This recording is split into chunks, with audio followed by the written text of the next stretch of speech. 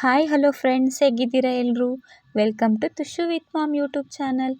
ಬನ್ನಿ, ಇವತ್ತಿನ ವಿಡಿಯೋದಲ್ಲಿ ತುಂಬ ಸಿಂಪಲ್ಲಾಗಿ 10 ಮಿನಿಟ್ಸಲ್ಲೆಲ್ಲ ತುಂಬ ಹೆಲ್ದಿಯಾಗಿ ಮನೆಯಲ್ಲೇ ಯಾವ ರೀತಿ ಪನ್ನೀರ್ ರೋಲನ್ನು ಮಾಡ್ಕೊಳ್ಳೋದು ಅಂತ ನೋಡ್ಕೊಂಬರೋಣ. ನೋಡಿ, ಮೊದಲನೇದಾಗಿ ನಾನು ಪನ್ನೀರನ್ನು ಮ್ಯಾರಿನೇಟ್ ಮಾಡ್ಕೊಳ್ಳೋದಕ್ಕೆ ಒಂದು ಬೌಲಲ್ಲಿ 2-3 ಸ್ಪೂನ್ ಆಗೋಷ್ಟು ಮೊಸರು ತಗೊಂಡಿದ್ದೀನಿ. ಹಾಗೆ ಅದಕ್ಕೆ ಸ್ವಲ್ಪ ಗ್ರೀನ್ ಚಿಲ್ಲಿ ಸಾಸನ್ನು ಹಾಕ್ಕೊಂಡಿದ್ದೀನಿ. 1 ಸ್ಪೂನ್ ಅಂತ ಹಾಕ್ಕೊಳ್ಳಿ.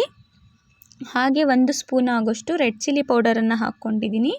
ಅಚ್ಕಾರದ ಪುಡಿ ಹೋಮ್ ಮೇಡ್ ಇದು, ಇಲ್ಲಾಂದರೆ ಪ್ಯಾಕೆಟ್ದು ಕೂಡ ಹಾಕ್ಕೋಬೋದು. ಹಾಗೆ ರುಚಿಗೆ ತಕ್ಕಷ್ಟು ಉಪ್ಪನ್ನು ಹಾಕ್ಕೊಂಡಿದ್ದೀನಿ. ಹಾಗೆ 1 ಸ್ಪೂನ್ ಆಗೋಷ್ಟು ಗರಂ ಮಸಾಲ ಹಾಕ್ಕೊಂಡಿದ್ದೀನಿ. ಹಾಗೆ ನಾನಿಲ್ಲಿ ಅರ್ಧ ಸ್ಪೂನ್ ಆಗೋಷ್ಟು ಚಾಟ್ ಮಸಾಲ ಕೂಡ ಹಾಕ್ಕೊಡ್ತಾ ಇದ್ದೀನಿ.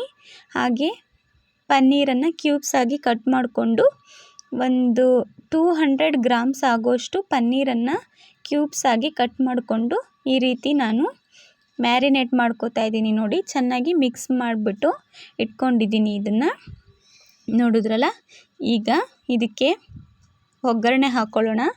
ನೋಡಿ, ಒಂದು ಬಾಣಲಿಗೆ ಸ್ವಲ್ಪ ಆಯಿಲನ್ನು ಹಾಕ್ತಾಯಿದ್ದೀನಿ. ಸ್ವಲ್ಪನೇ ಹಾಕ್ಕೊಂಡಿದ್ದೀನಿ ಎಣ್ಣೆನ. ಹಾಗೆ ಮ್ಯಾರಿನೇಟ್ ಮಾಡಿರುವಂಥ ಪನ್ನೀರನ್ನು ಇದಕ್ಕೆ ಹಾಕ್ಕೋತಾ ಇದ್ದೀನಿ. ಹಾಕ್ಕೊಂಡು ಈಗ ಇದರಲ್ಲಿ ಮೊಸರೆಲ್ಲ ಇರುತ್ತಲ್ವ, ಅದೆಲ್ಲ ಸ್ವಲ್ಪ ನೀರು ಬಿಟ್ಕೊಳ್ಳುತ್ತೆ.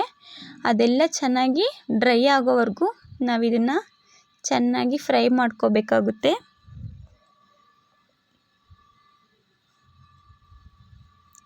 ನೋಡಿ, ಈ ರೀತಿ ಇದೆಲ್ಲ ನೀರು ಬಿಟ್ಕೋತಾ ಇದೆ ಮೊಸರಲ್ಲಿರೋದು. ಇದನ್ನೆಲ್ಲ ಚೆನ್ನಾಗಿ ನಾವು ನೀರೆಲ್ಲ ಹೋಗೋವರೆಗೂ ಡ್ರೈ ಮಾಡ್ಕೊಳ್ಳೋಣ. ಮಕ್ಕಳಿಗೆಲ್ಲ ಈ ರೀತಿ ಮಾಡಿಕೊಟ್ರೆ ತುಂಬಾ ಇಷ್ಟಪಡ್ತಾರೆ. ಇದನ್ನು ಲಂಚ್ ಬಾಕ್ಸ್ಗೂ ಹಾಕ್ಬೋದು, ಅಥವಾ ಈವ್ನಿಂಗ್ ಸ್ನ್ಯಾಕ್ಸ್ ಆಗು ಕೂಡ ನಾವಿಲ್ಲಿ ಮಾಡಿಕೊಂಡು ತಿನ್ಬೋದು. ಹೋಮ್ ಮೇಡ್ ಆಗಿರೋದ್ರಿಂದ ಏನು ಭಯ ಪಡೋ ಅವಶ್ಯಕತೆ ಇರೋದಿಲ್ಲ, ತುಂಬ ಹೆಲ್ದಿಯಾಗಿರುತ್ತೆ. ನೋಡಿ, ಈಗ ನಾನು ಇದಕ್ಕೆ ಕಟ್ ಮಾಡಿಟ್ಕೊಂಡಿರೋಂಥ ಆನಿಯನ್ನು, ಟೊಮೆಟೊ ಹಾಗೆ ಕ್ಯಾಪ್ಸಿಕಮ್ಮನ್ನು ಹಾಕ್ಕೋತಾ ಇದ್ದೀನಿ. ಎಲ್ಲ ಸ್ಲೈಸಸ್ ಆಗಿ ಕಟ್ ಮಾಡ್ಕೊಂಡಿದ್ದೀನಿ. ಕಟ್ ಮಾಡಿಬಿಟ್ಟು ಈ ರೀತಿ ಹಾಕ್ಕೋತಾ ಇದ್ದೀನಿ. ಹಾಕ್ಕೊಂಡು ಇದನ್ನು ಚೆನ್ನಾಗಿ ಮಿಕ್ಸ್ ಮಾಡ್ಕೊಳ್ಳೋಣ ಪನ್ನೀರ್ ಜೊತೆ. ನೋಡಿ, ಎಲ್ಲ ಹೆಲ್ದಿ ಆಗಿರೋದೇ ಹಾಕ್ತಾಯಿದ್ದೀನಿ. ನೋಡಿದ್ರಲ್ಲ, ಈ ರೀತಿ ಚೆನ್ನಾಗಿ ಮಿಕ್ಸ್ ಮಾಡ್ಕೋಬೇಕು. ಪನ್ನೀರು ಮತ್ತು ಆನಿಯನ್ನು, ಕ್ಯಾಪ್ಸಿಕಮ್, ಟೊಮೆಟೊ ಎಲ್ಲ ಚೆನ್ನಾಗಿ ಮಿಕ್ಸ್ ಆದರೆ ಸಾಕು. ಇದನ್ನೇನು ನಾವು ತುಂಬ ಸ್ಟೀಮ್ ಮಾಡಬೇಕು, ಬೇಯಿಸಬೇಕು ಅನ್ನೋದೇನಿಲ್ಲ. ಚೆನ್ನಾಗಿ ಮಿಕ್ಸ್ ಮಾಡಿಕೊಂಡು ಸ್ಟವ್ ಮೇಲೇ ಹಾಗೆ ಸ್ಟವನ್ನು ಆಫ್ ಮಾಡಿದ್ರೆ ಪನ್ನೀರ್ ರೋಲ್ದು ಸ್ಟಫಿಂಗ್ ರೆಡಿ ಆಗುತ್ತೆ. ನೋಡಿದ್ರಲ್ಲ, ಇದನ್ನು ಈ ರೀತಿ ಮಾಡಿಬಿಟ್ಟು ಒಂದು ಸೈಡಲ್ಲಿ ಎತ್ತಿಟ್ಕೊಳ್ಳೋಣ. ಈಗ ನಾನಿಲ್ಲಿ ಚಪಾತಿ ಹಿಟ್ಟನ್ನು ಕಲಿಸ್ಬಿಟ್ಟು ತಗೊಂಡಿದ್ದೀನಿ. ನೋಡಿ, ಇದಕ್ಕೆ ನಾನು ಯಾವುದೇ ರೀತಿ ಮೈದಾ ಎಲ್ಲ ಹಾಕ್ತಾಯಿಲ್ಲ. ನೀವು ಈ ರೀತಿ ಗೋಧಿ ಹಿಟ್ಟಲ್ಲೇ ಮಕ್ಕಳಿಗೆ ಮಾಡಿ ಆದಷ್ಟು ಕೊಟ್ಟರೆ ಅವ್ರ ಹೆಲ್ತ್ಗೂ ಚೆನ್ನಾಗಿರುತ್ತೆ. ಮೈದಾ ಸ್ವಲ್ಪ ಅವಾಯ್ಡ್ ಮಾಡಬೇಕಂತ ನಾವೀಗ ಗೋಧಿ ಹಿಟ್ಟನ್ನೇ ಬಳಸ್ತಾ ಇದ್ದೀನಿ. ನೋಡಿ, ಸೇಮ್ ಚಪಾತಿ ಯಾವ ರೀತಿ ಮಾಡ್ಕೋತೀವಲ್ವ, ಅದೇ ಥರ ಮಾಡ್ಕೊಂಡಿದ್ದೀನಿ. ನೋಡಿದ್ರಲ್ಲ, ಚಪಾತಿಗೆ ಯಾವ ರೀತಿ ತಗೋತೀವೋ ಅದೇ ರೀತಿ ಲಟ್ಟಿಸ್ಕೊಂಡು ತಗೊಂಡಿದ್ದೀನಿ. ಇದನ್ನು ಒಂದು ಹೆಂಚು ಮೇಲೆ ಹಾಕ್ಬಿಟ್ಟು ಸೇಮ್ ಚಪಾತಿ ಮಾಡೋ ಥರನೇ ಮಾಡಿಬಿಟ್ಟು ಯೂಸ್ ಮಾಡ್ತಾಯಿದ್ದೀನಿ. ಸ್ವಲ್ಪ ಆಯಿಲ್ ಹಾಕ್ಬಿಟ್ಟು ನೀಟಾಗಿ 2 ಸೈಡೂ ಚಪಾತಿನ ಬೇಯಿಸ್ಕೋಬೇಕಾಗುತ್ತೆ.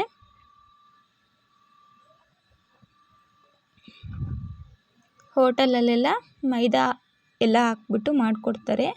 ಅದ್ರ ಬದಲು ನಾವು ಈ ರೀತಿ ಆರಾಮಾಗಿ, ಅಕಸ್ಮಾತ್ ನೀವು ಚಪಾತಿ ಮಾಡಿ ಹಿಟ್ಟು ಮಿಕ್ಕಿದ್ರೆ ಆವಾಗೂ ಕೂಡ ಈ ರೀತಿ ಮಾಡ್ಕೋಬೋದು. ನೋಡಿದ್ರಲ್ಲ, 2 ಸೈಡೂ ಚಪಾತಿನ ನೀಟಾಗಿ ಬೇಯಿಸ್ಕೋಬೇಕಾಗುತ್ತೆ. ಈಗ ಚೆನ್ನಾಗಿ ಬೆಂದಿದೆ ಚಪಾತಿ. ಅದನ್ನು ಒಂದು ಪ್ಲೇಟ್ ಮೇಲೆ ಹಾಕ್ಕೊಂಡು ನಾವು ರೆಡಿ ಮಾಡಿರೋಂಥ ಸ್ಟಫಿಂಗನ್ನು ಇದರೊಳಗಡೆ ಹಾಕ್ಕೋತಾ ಇದ್ದೀನಿ. ಪನ್ನೀರ್ ಆ್ಯಂಡ್ ತರಕಾರಿನ ಈಗ ಈ ರೀತಿ ಹಾಕ್ಕೊಂಡು ಇದ್ರ ಮೇಲೆ ನಾವು ಸ್ವಲ್ಪ ಟೊಮೆಟೊ ಕೆಚಪ್ಪನ್ನು ಹಾಕ್ಕೋತಾ ಇದ್ದೀನಿ. ನೋಡಿ, ಅಂಗಡಿಲೆಲ್ಲ ಸಿಗುತ್ತೆ ಟೊಮೆಟೊ ಕೆಚಪ್ಪು. ಅದನ್ನು ಈ ರೀತಿ ಮೇಲೆ ಹಾಕ್ಕೊಂಡ್ರೆ ಸೇಮ್ ಒರಿಜಿನಲ್ ಟೇಸ್ಟ್ ಕೊಡುತ್ತೆ. ನೀವು ಹೊರಗಡೆ ಎಲ್ಲ ತಿಂದಿರ್ತೀರಲ್ವ ಪನ್ನೀರ್ ರೋಲು, ಸೇಮ್ ಅದೇ ಥರನೇ ಅನಿಸುತ್ತೆ ನಿಮಗೆ. ಇದಕ್ಕೆ ಮಯೋನೈಸ್ ಇಷ್ಟಪಟ್ಟರೆ ಅದನ್ನು ಹಾಕ್ಕೋಬೋದು. ನೋಡಿದ್ರಲ್ಲ ತುಂಬ ಅಂದರೆ ತುಂಬಾ ಈಸಿಯಾಗಿ ಯಾವ ರೀತಿ ಮಾಡ್ಕೊಳ್ಳೋದು ಅಂತ. ಇವತ್ತಿನ ಈ ರೆಸಿಪಿ ಖಂಡಿತ ನಿಮಗೆಲ್ಲ ಇಷ್ಟ ಆಗಿರುತ್ತೆ ಅನ್ಕೋತೀನಿ. Thank you for watching.